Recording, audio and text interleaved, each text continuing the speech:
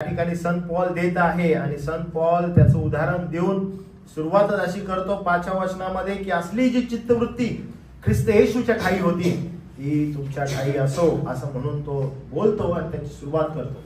नम्रतेचं उदाहरण प्रभू येशू ख्रिस्तच आहे असं तो ठणकावून त्यांना सांगतो आणि मग सांगतो की तो कोण होता. आणि मग 6व्या वचनापासून थोडीशी उजळणी मी तुमची करून देतो. त्यामध्ये तो असं लिहितो की किती अद्भुत नम्रतेचं उदाहरण तुम्हाला दिसतं, त्याच्यासारखा नम्र कोण आपल्याला या जगामध्ये दिसेल. तो म्हणतो तो देवाच्या स्वरूपाचा असूनही देवा समान असणे हा लाभ आहे. त्यानं मांडलं नाही तर त्याने स्वतःला रिक्त केलं.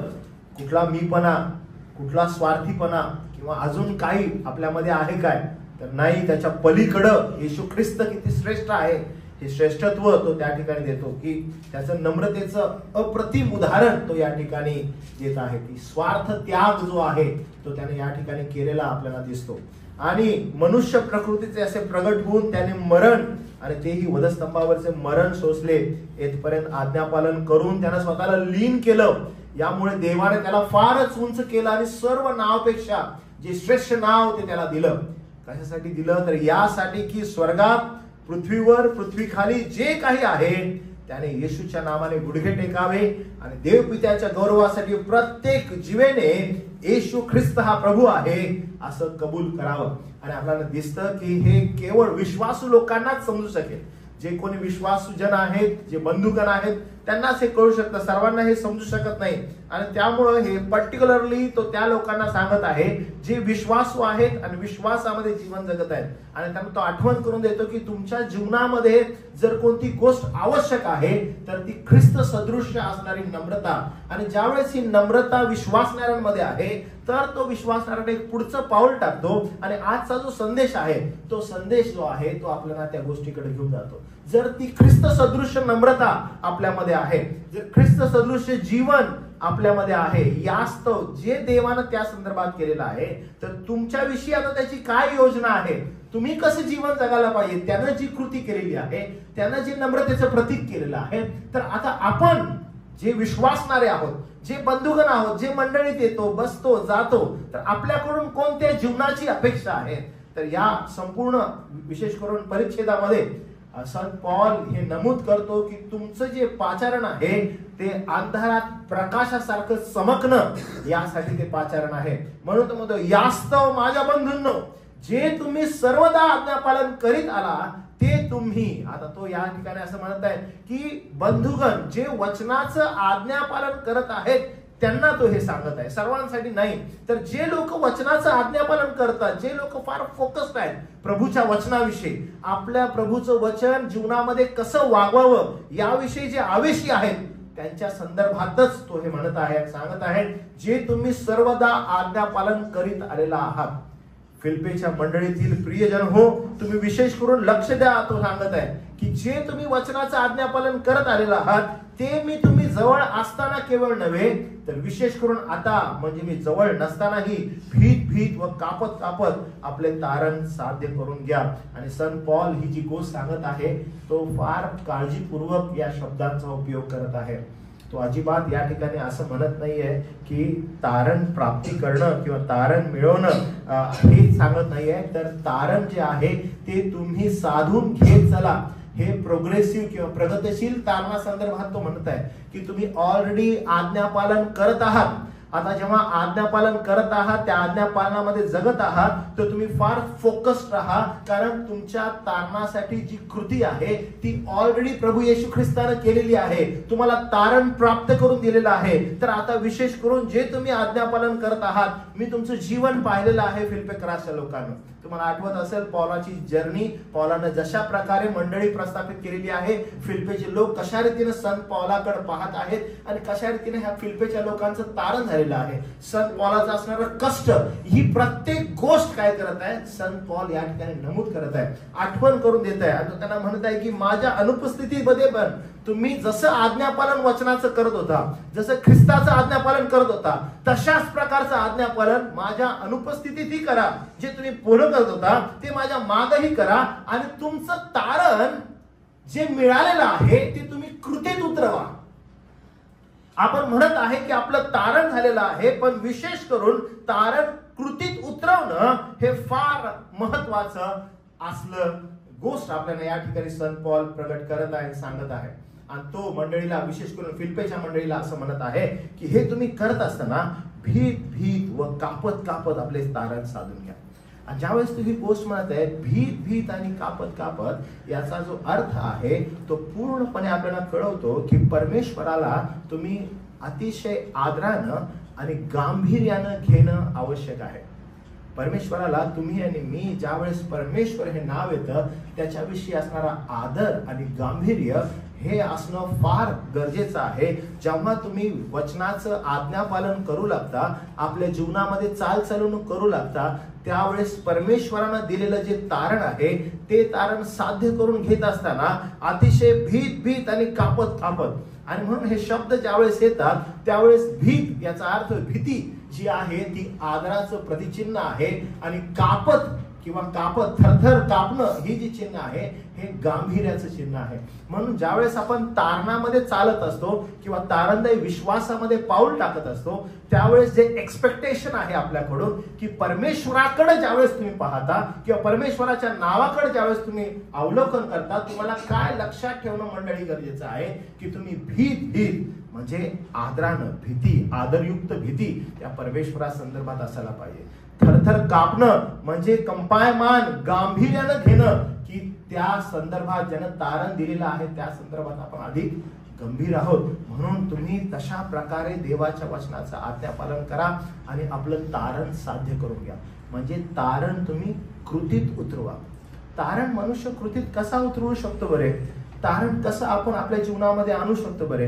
तर तारण हे फार क्लिअर आहे की देवाची योजना आपल्या जीवनामध्ये कशा रीतीने उतरलेली आहे त्याचं पूर्णपणे आज्ञापालन करणं, वचनानुसार चालण्याचा प्रयत्न करणं, आणि हे संधी साधून घेणं, आणि तारणाची जी संधी प्रभूने बापानं तुम्हाला आणि मला दिलेली आहे ती आपल्या जीवनात उतरवणं, आणि हे तारण साध्य करून घेणं आपल्याला सांगतं.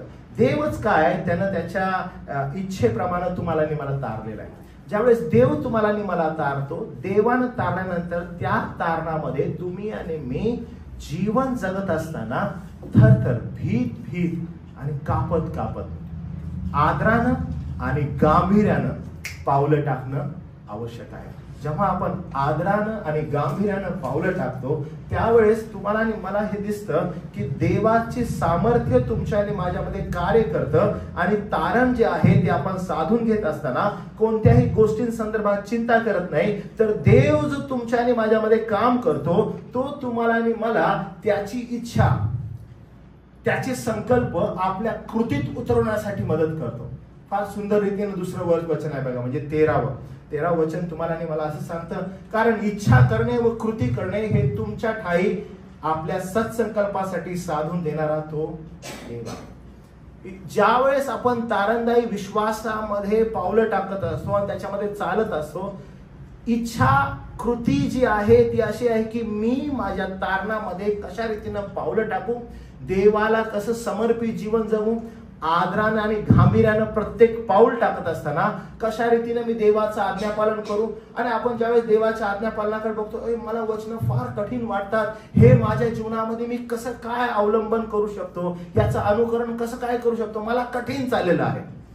तारणदायी विश्वासामध्ये हे आवश्यक आहे, आणि आपण हे लक्षात ठेवणं गरजेचं आहे की ज्यावेळेस आपण पावलं टाकत असतो सत्संकल्पासाठी देव साधून देतो, पण ज्यावेळेस तुम्ही आणि मी इच्छा करतो, कृतीमध्ये उतरवण्याचा प्रयत्न करतो, प्रभू देवबाप ती गोष्ट तुमच्याकडे आणि माझ्याकडे पाहत आहे. सत्संकल्पासाठी पुढे नेण्यासाठी देव तुम्हाला कृपा पुरवतो. It is not we. आपण करू शकतो का? आपण नाही करू शकत, आपल्यामध्ये ती क्षमता नाहीये. पण इच्छा जर धरत आहे, कृतीत उतरवण्याचा जर प्रयत्न करत आहे, लक्षात घ्या प्रभू सत्संकल्पासाठी तुम्हाला पुढे घेऊन जाईल. आणि हीच अद्भुत गोष्ट आहे ख्रिस्ती विश्वासाचं. म्हणून पहिलं वचन जे आपल्याला म्हणतं की बंधूंनो, जे तुम्ही सर्वदा आज्ञापालन करीत आहात, फिलिप्पीच्या लोकांना तो म्हणतो की सर्वदा जे तुम्ही आज्ञापालन करीत आहात ते तुम्ही मी जवळ असताना केवळ नव्हे तर विशेष करून आता, म्हणजे माझ्या अनुपस्थितीत मी नाही आहे तरी पण तुम्ही ते करतच राहा. म्हणजे मी तुमच्या समोर पाहिलेलं आहे की तुम्ही देवाच्या वचनाचं आज्ञापालन करत आहात आणि खूप चांगल्या रीतीने करतात. पण तो म्हणतो आता मी तुमच्या जवळ नाहीये. संत पॉल जेव्हा फिलिप्पीच्या लोकांना हे पत्र लिहित आहे, सध्या तो तुरुंगामध्ये आहे. आणि ह्या तुरुंगामधून तो पत्र लिहित आहे आणि पत्र लिहित असताना तो प्रत्येक गोष्टीची आठवण ह्या लोकांना करून देत आहे. आणि तो त्यांना म्हणत आहे की पहा, विशेष करून आता मी म्हणजे तुमच्या जवळ नाहीये, तरी पण तुम्ही लक्षात घ्या, भीत भीत आणि कापत कापत मी नाही आहे, पण परमेश्वराची कृपा, परमेश्वराचं सामर्थ्य हे तुम्ही जाणा. आणि ज्यावेळेस तुम्ही परमेश्वराचं सामर्थ्य जाणता, त्याच्याविषयी तुम्हाला आदर निर्माण होतो. ज्यावेळेस तुम्हाला आदर निर्माण होतो, तुम्ही अधिक गांभीर्यानं ते घ्या आणि मग हे जीवन जे आहे ते तुमच्या आचरणामध्ये आणा. आपण ख्रिस्ती म्हणत आहोत, पण लक्षात घ्या, आचरणामध्ये आपण आणण्यास तयार आहोत का हे जीवन, ते अत्यावश्यक आहे. आणि कधी कधी आपण ज्यावेळेस वचनाकडे पाहतो आणि वचनाचा आज्ञापालन मला करता येईल का हा ज्यावेळेस विचार करत असतो, त्यावेळेस आपल्याला हे समजून घेणे गरजेचे की इच्छा आणि कृती करणं हे तुमच्या हातात आहे. पण कशा संदर्भात? देवाच्या वचनाच्या आज्ञापालनासंदर्भात.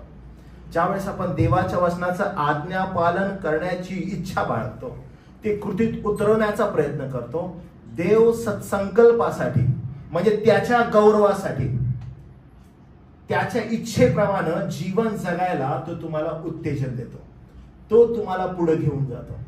आपण जर कोणती गोष्ट करत आहे तर केवळ इच्छा धरत आहे आणि कृतीत आणण्याचा प्रयत्न करत आहे. जेव्हा आपण इच्छा धरत आहे आणि कृतीत आणण्याचा प्रयत्न करत आहे, त्या कृतीला शेवटास नेणारा देव आहे, त्या कृतीला यश देणारा देव आहे. म्हणून जेव्हा कधी आपण या जीवनामध्ये आहोत आणि विचार करत आहोत की मी देवाच्या गौरवासाठी कसं काय स्वतःला समर्पित करू शकतो, तर इच्छा धरा आणि कृतीत आणण्याचा प्रयत्न करा आणि सत्संकल्पासाठी देव त्याला पुढे घेऊन जाईल. काल तिथं युथच्या आमच्या त्या सेशन मध्ये आमचं जे डिस्कशन होतं आणि अनेक प्रश्न होते, आणि त्याच्यामध्ये एक प्रश्न होता की देवाची इच्छा कशी समजून घ्यायची आणि देवाच्या वचनाप्रमाणे आम्ही कशा रीतीनं पुढं जाणं गरजेचं आहे, आम्हाला थोडंसं समजावून सांगा. आणि मग त्यावेळेस देवबापाच्या मार्गदर्शनाखाली आम्ही ज्यावेळेस वचनातून पाहिलं तर आम्हाला हे कळालं की जे देवाचं वचन आहे, ज्यावेळेस देवाचं वचन तुमच्या अंतकरणाचा ताबा घेतं, कारण अंतकरण हे भ्रष्ट आहे आणि देवबाप त्याच्या कृपेद्वारे तुमचं आणि माझं जे अंतकरण आहे ते पूर्णतः बदलून टाकतो. त्या अंतकरणाला पूर्णपणे वचना आधारित कवच घालतो. आणि ज्यावेळेस वचना आधारित तुमचं अंतकरण, तुमचे विचार होता, त्यावेळेस दैनंदिन जीवनात जगत असताना तुम्हाला आणि मला वचनाच्या मार्गदर्शनाखाली देवबाप पुढे घेऊन जातो आणि ते अत्यावश्यक आहे. ज्यावेळेस आपण तारणदायी विश्वासामध्ये आहोत आणि प्रगतिशील तारणामध्ये आपलं तारण साध्य करून घेत आहोत, हे करत असताना तारण झाल्यामुळं आपला जो ताबा आहे तो देवाच्या वचनानं घेतलेला आहे. आणि ज्यावेळेस देवाच्या वचनानं आपला ताबा घेतलेला आहे, तर आपण जी इच्छा धरतो, जी कृतीत आणण्याचा प्रयत्न करतो, तर ती कृती, ती इच्छा देवा त्याच्या सत्संकल्पानुसार पुढे घेऊन जातो. आणि आपण फार आशीर्वादित आहोत की देवापानं तुम्हाला आणि मला त्यासाठी त्याचा पवित्र आत्मा दिला की तो आपल्याला अशा रीतीनं तारणदायी विश्वासामध्ये स्टेप बाय स्टेप पुढे घेऊन जात आहे. आणि ही देवबापाची आपल्या संदर्भात कृपा आहे, त्याचा आशीर्वाद आहे. म्हणून जर मंडळीने एखादी गोष्ट करायची आहे तर हे फार सुंदर आहे. माझी इच्छा आहे आणि माझी विनंती आहे की तुम्ही हे तुमच्या प्रार्थनेत करत असालच, हा विश्वास देखील आहे की एव्हरी टाइम जेव्हा तुम्ही प्रभूजवळ जाता आणि प्रभूजवळ प्रार्थना करता, हे कधीच बोलायला आपल्या प्रार्थनेमध्ये विसरू नका की हे देवा, हे प्रभू, आज मला तुझ्या इच्छेप्रमाणे जगण्यास, आज मला तुझ्या इच्छेप्रमाणे वागण्यास तू मदत कर. आणि प्रत्येकदा आपण चाचपडून घेणं गरजेचं आहे की आज जे मी वागत आहे यामध्ये देवाची इच्छा, आज मी जे करत आहे यामध्ये देवाची इच्छा प्रगट होत आहे का, देवाला असंच हवं आहे का आज माझा जो स्वभाव आहे त्या संदर्भात, देवाला असंच हवं आहे का आज जी मी बोलत आहे त्या संदर्भात. एव्हरी टाइम आपल्या तारणदायी विश्वासामध्ये, वचनाचं आज्ञापालनामध्ये every time we need to think की देवाला असंच हवं आहे का, माझी जी वागणूक आहे त्याच्या इच्छेप्रमाणे मी चालत आहे का, मी बोलत आहे का. एव्हरी टाइम देवाची इच्छा, देवाच्या वचनाचं आज्ञापालन माझ्यामध्ये तशाच प्रकारे प्रगट झालं पाहिजे. जी कृती मी करत आहे देवाची इच्छा अशाच प्रकारची आहे का. आणि ज्यावेळेस तुम्ही असं करता तुम्हाला हे समजतं की कारण इच्छा करणं, कृती करणं हे माझ्या हातामध्ये आहे. सत्संकल्पासाठी साधून देणारा देव आहे. तुमची इच्छा, तुमची कृती जी आहे ती लगेच वचना आधारित आहे का, तुम्हाला चेक व्हायला मदत होईल. आणि देवबापाची इच्छा आपल्या संदर्भात बिलकुल ती आहे. 14 वचन म्हणतं, जे काही तुम्ही कराल, जे काही ते तुम्ही कराल ते तुम्ही करत असताना कुरकुर व वादविवाद न करिता करा. आणि हे वचन फार क्लिअरली काही गोष्टी सांगतात. या वचना संदर्भात काही सिद्धांतिक अभ्यास करणारे लोक असं म्हणतात की हे वचन पॉल फार व्यावहारिक दृष्टिकोनातून किंवा व्यावहारिक दृष्टिकोनातून पॉल उदाहरणादाखल सांगत आहे की तुमचं जीवन कशा प्रकारे असावं. आणि तो बोलतो मग तुमच्या जीवनामध्ये जे काही तुम्ही करता ते कुरकुर आणि वादविवाद न करता करा. आणि ज्यावेळेस आपण कुरकुर हा या गोष्टी संदर्भात येतो तर कुरकुर जे आहे ते विश्वास नसणार, देवावर विश्वास नसण्याचं कारण आहे. ज्यांचा देवावर विश्वास नसतो ते कुरकुर करत असतात. काही वर्षांअगोदर मी एक मजेशीर असं उदाहरण दिलेलं होतं आणि ते मला अजून आठवतं की कोंबडी जी असते, कोंबडी ज्यावेळेस खुडूक बसते, म्हणजे खुडूक बसणं म्हणजे काय असतं, खुडूक म्हणजे ज्यावेळेस ती अंडी देत नाही आणि त्यावेळेस ज्यावेळेस ती अंडी देत नाही त्यावेळेस ती कशी करते माहिती आहे तुम्हाला? कोण सांगेल मला? जेव्हा कधी कोंबडी अंडी देत नाही त्यावेळेस कोंबडी कशी असते? नाही, कशी करत असते? आवाज कुडकुड कुडकुड कुडकुड करत असते. अरे नाही, हिंदीमध्ये त्याला काय म्हणतात माहितीये का? हिंदीमध्ये त्याला कुडकुडाना म्हणतात. कुडकुड कुडकुड कुडकुड कुडकुड कुडकुडा. आणि ह्या कुरकुर करणाऱ्याला हिंदीमध्ये कुडकुडाना म्हणतात. म्हणजे काय की काही नाहीये, काही नाहीये पण काय करायचं, कुडकुड. कोंबडी पण तशीच असते की ज्यावेळेस ती अंडी देत नाही आणि ज्यावेळेस ती बसलेली असते ती अशी फुगते, पहिला अशी फुगते स्वतःला, अशी पंख वगैरे अशी करून फुगते आणि फुगून तिला अशी डेअरिंग दाखवते, तिची अंगावर येण्याचा प्रयत्न करते आणि नुसती कुडकुड कुडकुड कुडकुड करत असते. या ठिकाणी ज्यावेळेस आपण पाहतो तशाच प्रकारचं काहीतरी इथं वाक्य आहे बघा. ते असं म्हणतं की तुम्ही कुरकुर करता. कुरकुर करणं म्हणजे काय? कुरकुर आणि वादविवाद न करता. कुरकुर जे करणं आहे ते दुसरं तिसरं काही नसून हिंदीमध्ये कुडकुडाना आहे. आणि कुडकुडतं कोण? की ज्याच्याकडे क्षमता नाही, ज्याच्याकडे दुसरं काहीच नाहीये आणि तो काय करतो, काही नसताना काही आहे अशा आविर्भावात दर्शवण्याचा प्रयत्न करतो. जे कुरकुर हा जो शब्द आहे, या कुरकुर या शब्दाकडे येतो त्यावेळेस देवावर कोणत्याही प्रकारचा विश्वास नाही.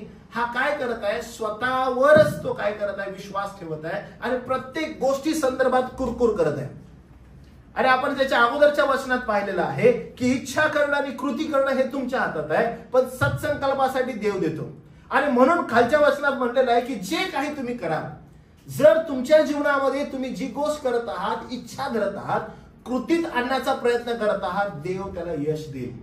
पण मी पुन्हा सांगत आहे बरं का, हे कुठल्याही मी कामाला सुरुवात केली आणि काम मी करायला लागलोय आणि मी कृतीत आणतो या संदर्भात हे वचन लिहिलं नाहीये. अनेक जण हे वचन खेचून ताणून या संदर्भात आणतात. काय नाही, इच्छा धरा आणि करा कृती, देव बाप देईल.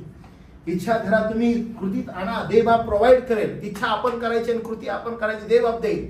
म्हणजे जगातील गोष्टींसंदर्भात एनकरेजमेंट केलं जातं. पण हे वचन त्याविषयी लिहित नाहीये. हे वचन तारणा संदर्भात येत आहे, तारणदायी विश्वासासंदर्भात येत आहे, आपल्या जीवनामध्ये आज्ञा पालना संदर्भात येत आहे. आणि ज्यावेळेस आपण तारणदायी विश्वासामध्ये जीवन जगत आहोत त्याविषयी सांगितलेलं आहे की तुम्ही काय करा, तुम्ही इच्छा धरा आणि कृतीत आणा. कशा संदर्भात? तुमचा विश्वास. आणि ज्यावेळेस तुम्ही तुमचा विश्वास, विशेष करून आज्ञापालन वचनाचं जीवनात कसं आणावं ही इच्छा पकडता आणि मग पुढे पाऊल टाकता, संकल्पासाठी देव तुम्हाला त्या तारणदायी विश्वासात स्टेप बाय स्टेप पुढे घेऊन जातो. आणि म्हणून पुढे असं लिहिलेलं आहे की मग तुम्ही जे काही कराल, मग जे काही कराल याचा अर्थ काय होतो माहितीये काय? पुन्हा एकदा हा विचार नका करू की जे काही कराल, आता मी काय करावं, मी काम करावं, मी अमुक करावं. ह्या जगामध्ये व्यावहारिक दृष्टिकोनातून व्हॉटेवर तुम्ही पावलं टाकता, ती पावलं टाकत असताना तुम्ही सगळ्यात पहिली गोष्ट कुरकुर करू नका. कुरकुर करणं म्हणजे काय? की आपला विश्वास देवावर प्रगट करणं. जो व्यक्ती कुरकुर करतो प्रत्येक गोष्टीमध्ये, तो व्यक्ती देवावर आपला अविश्वास दाखवतो. त्याचा देवावर विश्वास नाही हे तो ते प्रगट करतो. त्यामुळे कुरकुर जी आहे ती देवावर विश्वास नसणे याचं प्रतीक आहे. आणि वादविवाद आपण पुढे आपण ज्यावेळेस पाहतो, वादविवाद न करता करा म्हणजे एकसारखं भांडण. कधीही कुणासंगती बोलण्याचा प्रयत्न केला तर त्याच्यामध्ये वादविवाद करण्याची वृत्ती निर्माण होते. आणि व्यावहारिक दृष्टिकोनातून तेच आहे की जर समजा ख्रिस्ती व्यक्ती आहे आणि त्याच्याकडे जर पडताळणूक करायची आहे, तो आपल्या विश्वासामध्ये कशा रीतीने वाढत आहे, तो योग्य रीतीने आपल्या विश्वासात वाढत आहे का, योग्य रीतीने तारणदायी विश्वासामध्ये त्याची चाल चढवणूक आहे का, त्याची प्रगती विश्वासामध्ये होत आहे का, ही जर चाचपणूक करायची आहे तर इथं फार महत्वाची गोष्ट आहे की वादविवाद न करिता त्यांच्या जीवनामध्ये वादविवाद नसतो, म्हणजे भांडण नसतं. त्यासाठी बोलायला लागलं तर त्यासाठी बोलूशी वाटतं. कालच्या त्या संमेलनाचा विषय होता की तरुणांना सांगत होतो, संत पॉल तिमोथेला असं म्हणतो की कोणी तुझ्या तारुण्याला तुच्छ लेखू नये. आणि त्यामुळं भाषण, वर्तन, प्रीती, विश्वास, शुद्धता ह्याच्याविषयी स्वतःकडे लक्ष दे. आणि हे वचन फार आवश्यक आहे की ज्या वेळेस कोणी तुमच्या जीवनाकडे बघतं तर कोणी तुमच्या जीवनाला तुच्छ लेखू नये. कोणी तुमच्या संगती बोलतं तर त्याला तुमच्या संगती बोलायला वाटायला पाहिजे, बोलायला वाटायला पाहिजे. कोण जर तुमच्या समोर उभं राहिलं तर त्यांची इच्छा व्हायला पाहिजे मंडळीमध्ये की आम्ही यांच्या संगती बोलावं. कारण का, यांच्या बोलण्याद्वारे आम्हाला देवबापाचं सत्य कळतं, यांच्या बोलण्याद्वारे आम्हाला शांती प्राप्त होते, यांच्या बोलण्याद्वारे आमच्या आध्यात्मिक जीवनामध्ये उत्तेजना प्राप्त होते. बंधुवर्ग ज्यावेळेस एकत्र येतात की एकमेकांची कशी वृद्धी करतात याविषयी विचार होतो. पण ज्या वेळेस मंडळीमध्ये असे व्यक्तिमत्व असतात की त्यांनी बोलायला लागलं, कदाचित लोक बोलायला अरे हा आला ती जरा कसा वेळ काढावा जरा बघायला पाहिजे, अरे ह्या संगती बोलावं का, कारण ह्यानं जर मुख खोललं तर हा काही वेगळाच बोलायला लागतो, हिनं जर मुख खोललं ही काही वेगळीच बोलायला लागते. मग काय करावं, ह्यांना टाळावं, ह्यांना काय करावं, टाळावं. आणि अनेक मंडळांमध्ये असे व्यक्तिमत्व उभे राहतात. देवबापाची इच्छा त्याच्या लोकांसंदर्भात अशी बिलकुल नाही. मग ते लोक कसे असावेत, त्या लोकांनी सगळ्यात पहिली गोष्ट देवाचं आज्ञापालन कशा रीतीने करता येईल हा प्रयत्न करायला पाहिजे. आज्ञापालन करणं म्हणजे तारण साध्य करून घेणं. तारण साध्य करून घेणं याचा अर्थ काय, तारण आपल्या कृतीत उतरवणं. तारण कृतीत उतरवणं म्हणजे काय की ज्या वेळेस आपण प्रभूकडे जातो त्यावेळेस आपण म्हणतो की मला तारण कृतीत कसं उतरवता येईल, तर मी इच्छा धरतो, कृतीत आणण्याचा प्रयत्न करतो, सत्संकल्पासाठी देव साध्य करू दे. मग मी इच्छा कसली धरत आहे, तर बघा मी इच्छा जगाची धरत आहे, देहाची धरत आहे, मला चाचपण करून बघायला पाहिजे. जर मी यथायोग्य इच्छा धरत आहे, कृतीत आणण्याचा प्रयत्न करत आहे, मंडळीमध्ये देवाच्या गौरवासाठी आणि देवाच्या आध्यात्मिक माझ्या उन्नतीसाठी देव काय करेल, सत्संकल्पासाठी मला पुढे घेऊन जाईल आणि तो सत्संकल्प त्याची पूर्ण करेल. वा, आणि अद्भुत आहे. देवबापाची इच्छा आपल्या संदर्भात बिलकुल ती आहे. आणि ज्यावेळेस मनुष्य हे करतो त्यावेळेस मग पुढे लिहिलं आहे की हे करत असताना भीत भीत आणि कापत कापत, ज्यावेळेस भीत भीत कापत कापत येतं कुणा संदर्भात, तर जो देव आहे त्या संदर्भात. भीत भीत म्हणजे आदरानं, कापत कापत याचा अर्थ गांभीर्यानं आपण हे कृतीत उतरवणं आवश्यक आहे. ज्यावेळेस तुम्ही हे कृतीत उतरवायचा प्रयत्न करता, तुम्ही दर्शवून, मी कसं दर्शवू हे नाही, तर देवाला ठाऊक आहे की तुमची ही कृती देवाच्या सत्संकल्पासाठी त्यानं कशी पुढे आणावी. देवबाप तशा प्रकारे आपल्या जीवनामध्ये कार्य करतो. मग असं म्हणलेलं आहे, जे काही कराल ते तुम्ही कुरकुरो वादविवाद न करिता करा. कुरकुर करू नका, वादविवाद करू नका. लोकांना तुम्हाशी बोलायला आनंद वाटावा, लोकांना तुमच्या संगती बोलायला हर्ष वाटावा. मंडळीमध्ये जर तेव्हा तुम्ही एखाद्याला सलाम करता, एखाद्या संगती बोलता, त्यांनी बोलावं, काहीतरी मी विचित्र काहीतरी बोलावं, कुणाचं मन दुखेल असं बोलावं, हे टाळा. काय करा की कशा रीतीनं माझ्या संगती बोलण्यास लोकांना उत्तेजन प्राप्त होईल हा मंडळीमध्ये विचार करणं अत्यावश्यक आहे. हे ज्यावेळेस होईल त्यावेळेस पटकन पुढे काय म्हटलं बघा की यासाठी, कायसाठी तुम्हाला हे करायचं आहे बरं, कायसाठी हे तारणदायी विश्वासामध्ये तुम्ही पावलं टाकायचे, कशासाठी हे करणं आवश्यक आहे, कशासाठी देव ते सत्संकल्पात तुम्हाला घेऊन जाईल, कशासाठी देव तुम्हाला असं चालवेल, तर बघा पुढे काय लिहिलं आहे, हे इम्पॉर्टंट आहे. त्यासाठी म्हटलंय यासाठी की या कुटील विपरीत पीडित, स्पष्ट शब्दात काय सांगितलंय, या कुटील आणि विपरीत पीडित पिढी कशी आहे? कुटील आहे आणि विपरीत आहे. हे जग कसं आहे? कुटील आहे, विपरीत आहे. चांगलं नाही. विपरीत म्हणजे अयोग्य, अयोग्य कारणासाठी नोंद. कुटील आहे, ह्याच्यामध्ये अनेक मोहपाश आहेत. तुम्हाला कसं राहायचंय मंडळी म्हणून? तुम्हाला विश्वासरूपी तारण कसं प्राप्त करून घेता येईल, त्याची संधी तुम्हाला दिलेली आहे. ती कशी तुम्हाला प्राप्त करून घेता येईल, अशी प्रत्येक वेळेस तुम्हाला पावलं टाकायची असं, one by one, one by one, one by one. आणि ज्या वेळेस तुम्ही हे करता, काय होतं की इच्छा धरता, कृती करता आणि देव सत्संकल्पासाठी तुम्हाला ते पूर्णतेस आणून देतो. कायसाठी बरं? की या कुटील आणि विपरीत पिढीत तुम्ही निर्दोष आणि साळसूद, निर्दोष साळसूद अशी देवाची निष्कलंक प्रजा असे व्हावे. आता समजा एखादी बिल्डिंग आहे, ओके, आणि बिल्डिंग आहे किंवा एखादी ट्रेन आहे. ट्रेनमध्ये अराउंड एक 10-20 हजार लोक जे आहेत ते ट्रेननं प्रवास करतात. प्रभुदेव बापाची इच्छा आहे अंधारामध्ये प्रकाश जो आहे ना तो चमकावा, अंधारामध्ये प्रकाश दिसावा. एखादी संपूर्ण बिल्डिंग आहे आणि त्या बिल्डिंग मध्ये पूर्ण अंधार आहे. तुम्ही ज्यावेळेस बिल्डिंगकडे बघता, रात्र झालेली आहे, रात्री लाईट गेलेली आहे, पूर्ण अंधार आहे.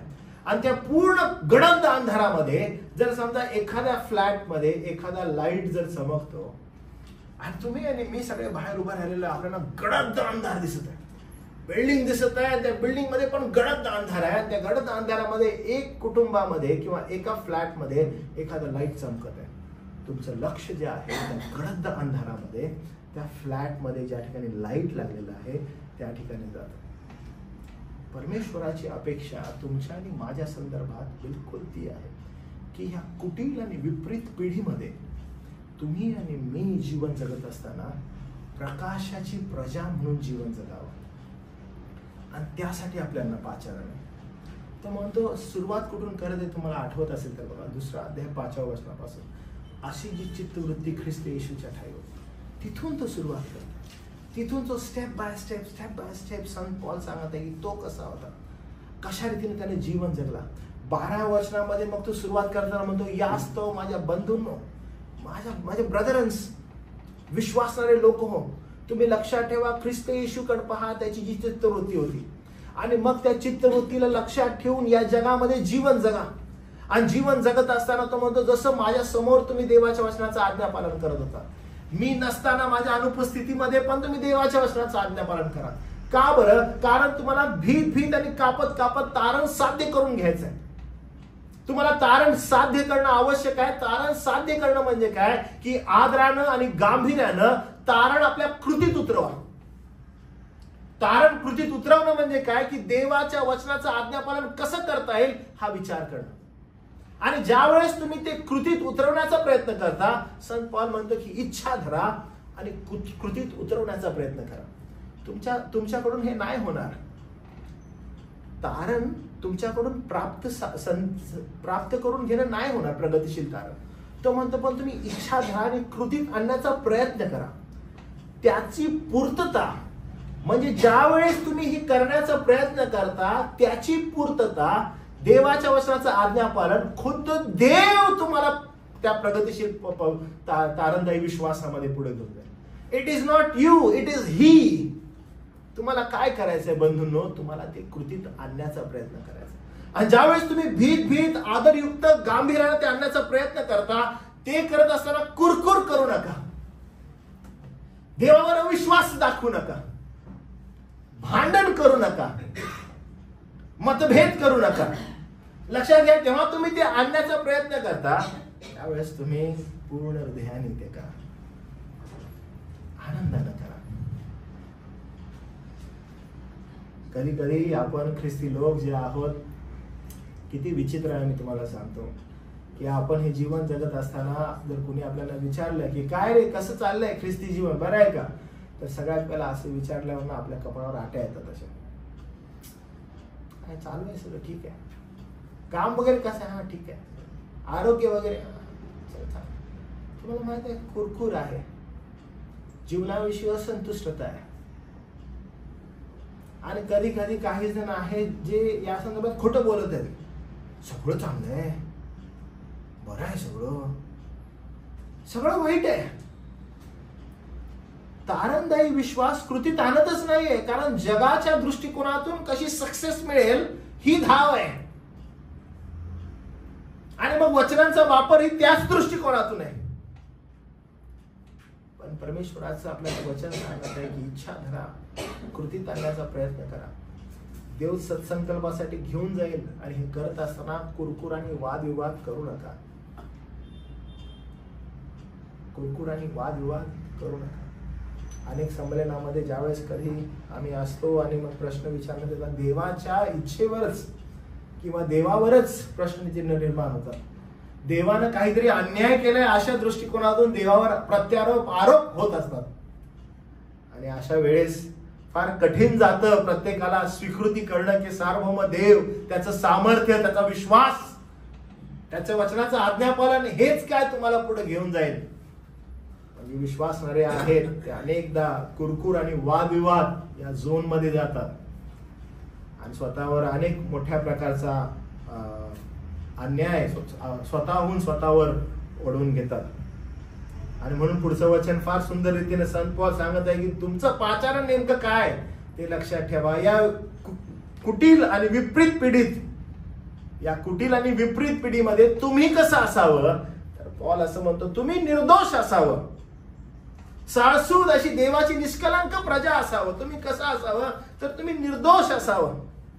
आपल्याकडे जर जगानं पाहिलं आणि जर आपण आनंदाने आणि शांततेमध्ये जर जगत असेल तर ख्रिस्ताचं तेज तुमच्या आणि माझ्यामध्ये दिसेल. तुमच्यामध्ये तो आनंद आहे, ती शांती आहे, ते समाधान आहे, तर ज्यावेळेस जग तुमच्यावर पाहतं ते अंधकारमय जग, ते तुमच्यामध्ये जर दिसेल तर तो प्रकाश दिसेल. आणि एक्सपेक्टेशन बिलकुल ती आहे, जगामध्ये प्रकाश असणं. आपलं पाचारण काय, जगामध्ये प्रकाश असणं. There are plenty of unbelievers in this world. समजा तुमच्या कॉलेज, तुमच्या घरात, तुमच्या स्कूल, तुमच्या खेळामध्ये किंवा अजून तुमच्या ऑफिसेसमध्ये अनेक लोक आहेत. आणि त्या अनेकांमध्ये तुम्ही जर काही जीवन जगावं किंवा तुम्ही काही असं पुढे यावं, there is only one thing, की प्रकाशासारखे. या एवढ्या मोठ्या मॉब मध्ये जर काही निदर्शनास यावं तर एकच, प्रकाशासारखं. आपलं पाचारण बिलकुल ते आहे. आणि जेव्हा आपलं पाचारण ते आहे, आपल्याला त्यासाठी बोलवण्यात आलेलं आहे, यासाठी की आपण निर्दोष आणि साळसूद अशी देवाची निष्कलंक प्रजा असे व्हावे. बघा, निष्कलंक म्हणजे ज्याच्यामध्ये दोष नाही, कलंक नाही कुठला, ते आपलं पाचारण आहे.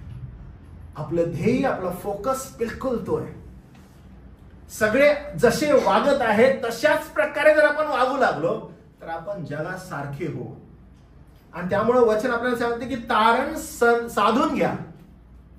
तारण साधून घ्या. तारण साधून घ्या याचा अर्थ देवाचं वचन कृतीत आणा. देवाच्या वचनाचं आज्ञापालन कृतीत आणा, त्याची इच्छा धरा आणि देव मग तुम्हाला त्याच्यामध्ये चालवेल. देव बाप आपल्याला त्याच्यामध्ये चालवेल. तुम्ही निर्दोष असा, साळसूद असा अशी देवाची निष्कलंक प्रजा व्हा.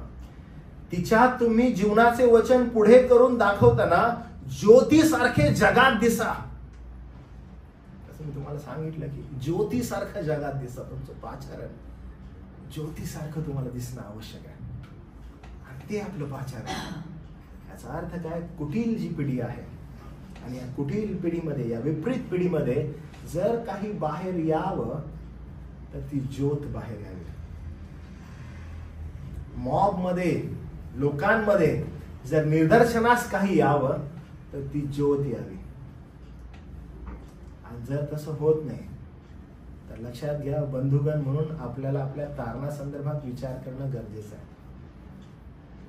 जर तुमचं काउंटिंग जगामध्ये, जगातील लोकांमध्ये त्या व्यर्थ आणि कुटील पिढीमध्ये होत आहे, तुम्ही फार त्या लोकांमध्ये गेल्यावर, त्या लोकांसाठी बसल्यावर तुम्ही एकदम म्हणजे कम्फर्टेबल असता. त्यांचा टॉक असो, त्यांचं बोलणं असो, ओ ही माझी मैत्रीण आहे, हा माझा मित्र आहे, अहो तो जगाचा, we are very comfortable with them. त्या ज्योतीवरच प्रश्नचिन्ह आहे बरं का. तुम्हाला मी सांगतो, आपण कधीही कम्फर्टेबल नाही होऊ शकत. अंधाराबरोबर प्रकाशा मिलाप कसा होणार? देवाची बलियाला बरोबर संगती कशी होणार? अशक्य आहे ते. आपण कम्फर्टेबल असू शकत नाही. जेव्हा आपण एकत्रित येतो तेव्हा जर त्यातून बाहेर काही यावं तर ज्योतीप्रमाणे बाहेर यावं. आपल्या आजूबाजूला पुष्कळ जण असतील, आपल्याला खेटून बसलेले असतील, रोज आपल्याला ते भेटत असतील, रोज आपलं बोलचाल त्यांच्या बरोबर होत असेल, पण जो वेगळेपणा आहे, जी ज्योती आहे ती दिसणं आवश्यक आहे. आणि ज्योती दिसण्यासाठी कदाचित तुम्ही म्हणाल की मला होत नाही पाळक साहेब, मला जमत नाही पास्टर, मी प्रयत्न करत आहे, मला होत नाही.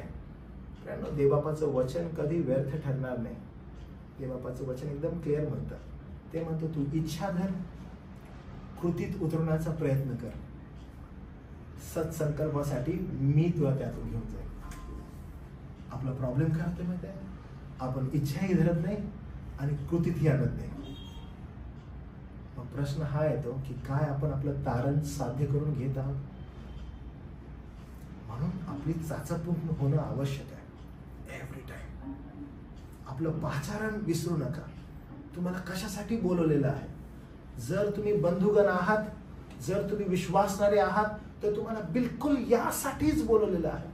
आणि म्हणून सुरुवातीलाच तो सांगत आहे की कसली चित्तवृत्ती ठेवून तुम्हाला या जगात जगायचं आहे. तो म्हणतो चित्तवृत्ती ख्रिस्तासारखी असावी. अशी जी चित्तवृत्ती त्यामध्ये होती, तो देवाच्या स्वरूपाचा असून देवासमान असणं लाभ आहे. त्यानं मांडलं नाही, त्यानं स्वतःला रिक्त केलं, तो खाली आला. आणि अशी चित्तवृत्ती त्यानं तुमच्या आणि माझ्यासमोर दर्शवली. आणि मग तो म्हणत आहे यास्तव आता तुम्ही काय करायचं? तुम्ही ह्या जगामध्ये आहात, लक्षात ठेवा, आज्ञा पालन करा. कशाचं? माझ्या समोर करत होता, माझ्या मागही करा. माझ्या माग करत असताना तुम्ही संधी साधून घ्या. संधी साधून कशासाठी घ्या? अहो लक्षात घ्या, भीत आणि कापत करा. देवबापाचं भय धरा, त्याला आदर द्या, कुरकुर करू नका, वादविवाद करू नका, भांडण करू नका, तर पूर्णपणे समर्पित व्हा. किती अद्भुत आहे बघा हे. त्यामुळे हे कशासाठी बरं? हे असं का करावं? कारण ह्या कुटील आणि विपरीत पिढीमध्ये तुम्ही ज्योतीसारखं चमकावं. मी तुम्हाला परत एनकरेज करेन बरं का प्रियानो, की आपण देवाची निष्कलंक प्रजा व्हावं. तिच्यात तुम्ही जीवनाचे वचन पुढे करून दाखवताना ज्योतीसारखं जगात दिसावं, यासाठी आपले पाचारण. He has called only for this. सर्वांना नाही बरं का. सर्वांना केलंय का? सर्वांना नाही. Only the chosen ones. ही जग आहे, जगामधून पण असे chosen ones. तुम्हाला एक मजेशीर गोष्ट सांगतो बरं का. तुम्ही बघा, आज भारतामध्ये ख्रिस्ती टक्केवारी किती आहे तुम्हाला ठाऊक आहे? ख्रिस्ती टक्केवारी कोण सांगेल बरं? ख्रिस्ती टक्केवारी किती आहे बरं? 2%. आपण असं ऐकलेलं आहे पहिल्यापासून बरोबर. ख्रिस्ती टक्केवारी 2%. मी एकदम म्हणजे लहानपणी असताना पण तेवढीच होती. ओके, माझ्या वडिलांना जरी विचारलं असताना वडील म्हटले की मी पण माझ्या लहानपणी 2%च ऐकलेली. मग आता काही जण असं म्हणतात की नाही आता ना एक गुप्त शिष्य वगैरे असतील, मग 5% झाले असेल, पण अजून जनगणना झाली नाहीये आणि त्यांचा विचार एक करायचे. पण आज कदाचित 5% असेल, 2% असेल. ज्यावेळेस हा विचार येतो त्यावेळेस आपल्याला दिसतं की त्याच्यामध्ये पण कॅथलिक इन्क्लूड आहेत बरं का. आणि जर कॅथलिक काढले तर मग टक्केवारी किती होईल बरं? जर समजा आपण 5% पकडले, कॅथलिक्स काढले तर 2%. 2%मधून जे काही विश्वासणारे प्रोटेस्टंट आपण म्हणतो त्याच्यामधून पण आपण विचार करूया की चर्चला जाणारे किती आहेत. आपण म्हणू की नाही ते गुड फ्रायडे, इस्टर आणि ख्रिसमस वाले ते जर सोडले तर चर्चला जाणारे किती असतील? मग आपण म्हणू की अराउंड 1% दर रविवारी असं चर्चला जातो. ओके, त्या 1%मधून जे कोणी खऱ्या अंतःकरणाने विश्वास ठेवणारे लोक आहेत ते किती असतील? आणि मग ज्यावेळेस आपण ही छाटणी करू लागतो आपल्याला समजतं की नॉट एव्हरीवन. पाचारण जे आहे ते फार क्लिअर आहे. या कुटील आणि विपरीत पिढीमध्ये प्रभूच्या लोकांना ज्योती, प्रकाश म्हणून ठेवलेला आहे, अंधारामध्ये चमकण्यासाठी. आणि अंधारामध्ये चमकण्यासाठी याचा अर्थ काय? लाखोंमध्ये एक दोन असते, पण त्यांनी काय करावं? त्यांनी चमकावं, त्यांची ज्योत चमकावी. त्यासाठीच आपलं पाचारण आहे, कारण त्याच्यामध्येच परमेश्वराचं गौरव आहे. तुम्ही बघा किती अद्भुत आहे. खुद्द प्रभू येशू ख्रिस्त लुकाच्या शुभवर्तमानामध्ये 15व्या अध्यायात म्हणतो, स्वर्गात आनंद करायला किती जणांची गरज आहे? तो म्हणतो एका पाप्याची गरज आहे. म्हणजे विचार करा, स्वर्ग आनंदित होतो, देवाच्या दूतांसमोर आनंद होतो. कधी? जेव्हा एक पापी पश्चाताप करतो. म्हणजे हे किती अद्भुत आहे.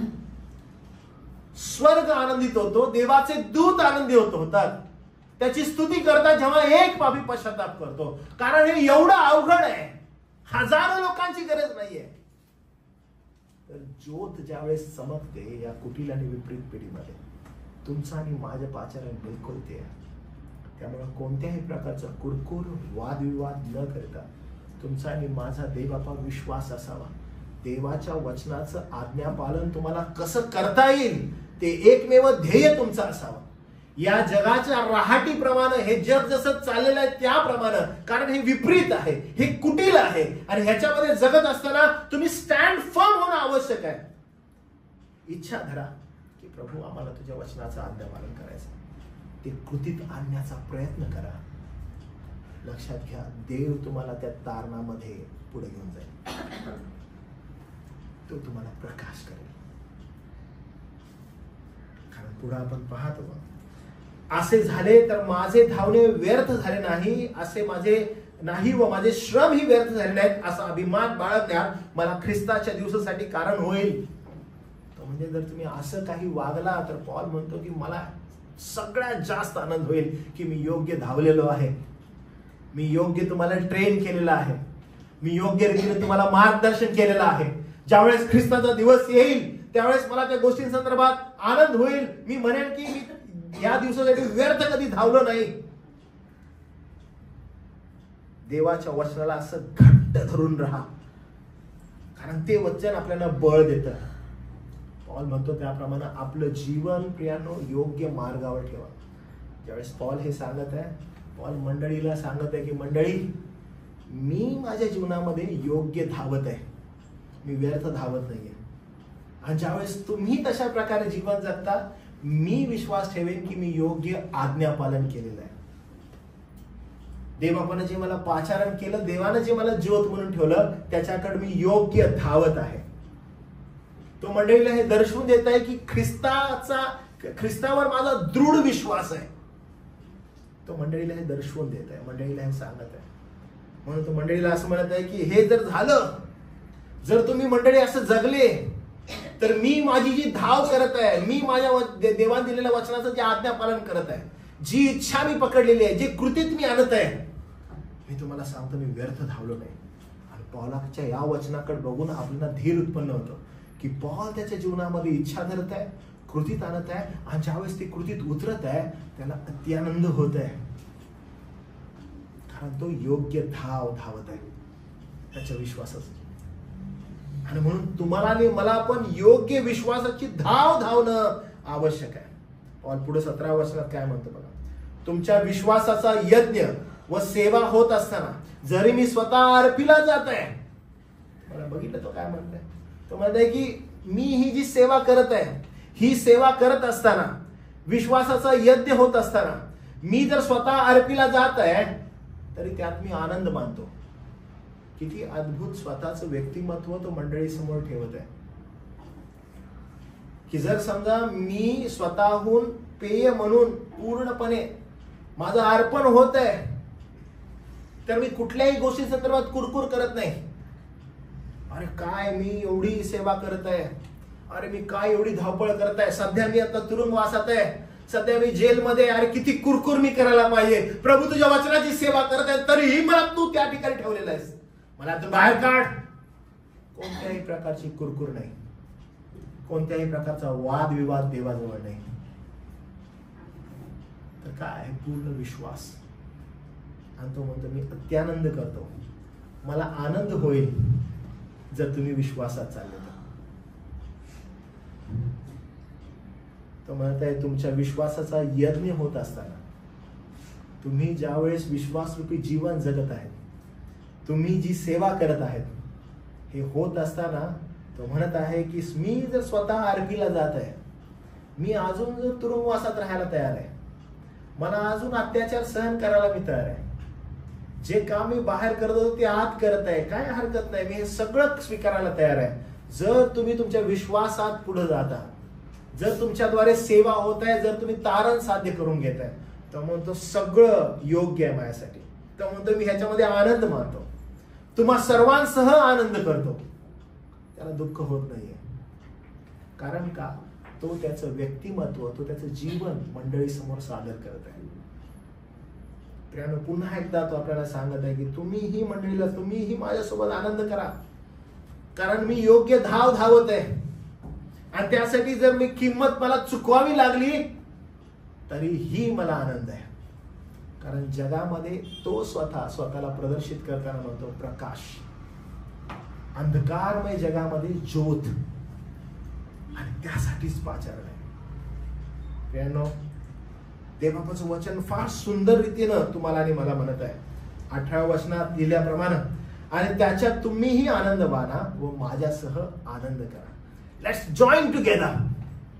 सगळेजण एकत्रित या, चला आनंद करूया. कारण का?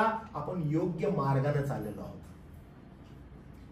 आजचा हा दिवस मंडळीत आपण समावून जाऊन या जगामध्ये ज्यावेळेस तुम्ही आणि मी पुन्हा जात असताना ज्योतीसारखं चमकण्यासाठी आपलं पाचारण आहे, हे आपण सगळ्यात पहिला लक्षात ठेवलं पाहिजे. आपल्याला जगाप्रमाणे जगण्यासाठी पाचारण करण्यात आलं नाही, तर आपण या जगामध्ये जगत असताना जे तारण प्रभू येशू ख्रिस्ताद्वारे आपल्याला प्राप्त झालेलं आहे, ते तारण साध्य करून घेण्यासाठी आपलं पाचारण आहे. येशू ख्रिस्तानं तुमच्या आणि माझ्यासाठी ते ऑलरेडी केलेलं आहे. आता फक्त जे उर्वरित आहे ते आहे की इच्छा धरा, कृतीत आणण्याचा प्रयत्न करा, आणि प्रभुदेवा सत्संकल्पनेसाठी तुम्हाला ह्या प्रवासामध्ये स्टेप बाय स्टेप पुढे घेऊन जाईल. आणि ज्या वेळेस तो तुम्हाला आणि मला हे पुढे घेऊन जात असताना कोणत्याही प्रकारची कुरकुर किंवा वादविवाद करू नका. जर तुम्ही कोणत्याही प्रकारची कुरकुर आणि वादविवाद केला नाही, तर तुम्ही ह्या जगामध्ये जगत असताना, या अंधकारमय जगामध्ये, या कुटील आणि विपरीत पिढीमध्ये देवबाप तुम्हाला ज्योतीसारखं उभं करेल. आणि ते आपलं पाचारण आहे. अल्टिमेटली ह्या जगात जगण्याचा उद्देश तुमचा आणि माझा तो आहे. तुम्ही आणि मी ह्या जगामध्ये समाविष्ट होण्यासाठी नाहीये, तुम्ही आणि मी ह्या जगामध्ये वेगळं उभं राहण्यासाठी आहोत. ते आपलं पाचारण आहे. आणि हे पाचारण विसरू नका. अंधारामध्ये ज्योतीप्रमाणे. आणि प्रभुदेवाप आपल्याला त्यासाठी अधिक कृपापूर्वक खाली जाऊन खुद्द संत पॉल स्वतःच उदाहरण देतो, आणि तो म्हणतो की ज्यासाठी मला पाचारण झालेलं आहे, तर मी आठवण करत आहे की जर तुम्ही असं राहिला, जर तुम्ही असं वागला, तर माझे श्रम व्यर्थ नाही गेले असं मी समजेन, मी योग्य धावलो असं समजेल. तो पुढे जाऊन असं म्हणतो की जर यासाठी मला आरपीला पण गेलं तरी पण चालेल, काही हरकत नाही, मी आरपावयास देखील तयार आहे, यासाठी कोणत्याही कष्टाला सामोरं जाण्यास तयार आहे, कितीही तुरुंगवास भोगायला मी तयार आहे. संत पॉल दर्शवून देत आहे की ना तो कुरकुर करत आहे किंवा वादविवाद करत आहे, ना देवाबरोबर तो काही आरोप प्रत्यारोप करत आहे देवावर. तो म्हणतो नाही, सगळं स्वीकार योग्य आहे मला, कारण त्याला हे माहित आहे की त्याचं पाचारण ते आहे. आणि फिलिप्पीच्या लोकांना तो ते समोर दाखवत आहे की यासाठी माझं पाचारण आहे. त्यामुळे आपल्या पाचारणाकडे आपण विशेष लक्ष देऊया. याच्यापासून आपण पळू नये इकडे तिकडे. अंधारात ज्योतीसारखं आहे, अंधारासारखं राहायला तुम्हाला आणि मला बोलवलं नाही. त्यामुळं प्रत्येक जण आपल्या रोज दैनंदिन जीवनामध्ये चाचपणूक करूया. तो म्हणत आहे इच्छा धरणं कृती करणं हे तुमच्या हातात आहे, तुमच्याकडे आहे, ॲब्सोल्युटली आहे. इच्छा धरा, कृती करा. तो म्हणतो की सत्संकल्पामध्ये देव तुम्हाला चालवेल, तारणामध्ये तो तुम्हाला घेऊन जाईल. आणि प्रार्थना अशी आहे माझी तुम्हा सर्वांच्या संदर्भात की देवबाप तुम्हाला याच्यामध्ये पुढे घेऊन जावं, सत्संकल्पामध्ये तो तुम्हाला चालवेल आणि त्याचं गौरव करून घ्या. प्रार्थना करूया आपण.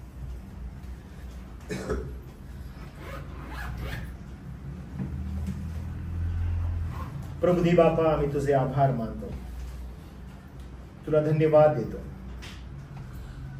आज पुन्हा एकदा प्रभू आम्ही तुझ्या स्वाधीन होत आहोत. जी दया तू आम्हावर केलेली आहेस त्या दयेची आठवण आम्ही करत आहोत. येशू ख्रिस्तानं स्वर्ग सोडून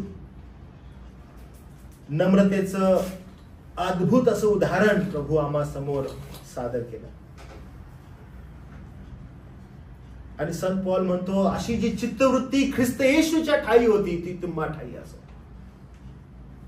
आणि त्या पुढे जाऊन तो बंधुगणांना सांगतो की तुम्ही कशा प्रकारे या जगामध्ये आपलं तारण साध्य करून घ्यायचं आहे. आम्हाला पुन्हा एकदा देवबापा तू सांगितलं तारण साध्य करून घेणं, इच्छा धरणं, कृती करणं, आज्ञा पालना संदर्भात देवाच्या वचनाकडे पाहणं. ज्यावेळेस प्रभू आम्ही हे करतो सत्संकल्पासाठी तू आम्हाला पुढे घेऊन जातोस. या व्यर्थ कुटील विपरीत पिढीमध्ये तू आम्हाला ज्योतीसारखं उभं करतोस. आम्ही चमकावं. आणि प्रभू ही तुझी इच्छा आहे. तुझी इच्छा आहे की मंडळीनं या जगामध्ये प्रकाश व्हावं, मंडळीनं या जगामध्ये प्रकाश द्यावा. प्रभू यासाठी मंडळीचं पाचारण आहे, आमचं पाचारण आहे. आणि संत पॉल स्वतःच्या जीवनाद्वारे त्याला दुजोरा देतो आणि तो सांगतो मीही तशाच प्रकारे जीवन जगलेलो आहे. तो मंडळीला प्रोत्साहित करतो. प्रभू आज आम्ही त्याच्या जीवनाकडे पाहून प्रोत्साहित व्हावं. प्रभू तो म्हणतो की मी यासाठी अर्पीला गेलो तरी पण चालेल. प्रभू आमचा विश्वास वाढव, आम्हाला तुझ्या चरणाजवळ घे. आणि प्रभू या विश्वासासाठी आमची परीक्षा होत असताना आम्ही कुठपर्यंत जावं प्रभू हे तुला ठाऊक आहे. आमच्या प्रत्येकावर देवा ही दया कर आणि तूच गौरवीला जा, तुलाच मान मिळावा, तुलाच सन्मान मिळावा असं घडून घेऊ दे. पुन्हा एकदा आजच्या वचनाबद्दल आम्ही देवा तुझे आभार मानतो, तुझी स्तुती करतो. कारण प्रभू सुंदरशा वचनाद्वारे तू आम्हाला चालवत आहेस, आमच्यासाठी बोलत आहेस. तारणारा प्रभू येशू ख्रिस्त याच्या नावात प्रार्थना केली म्हणून देवा. आमेन.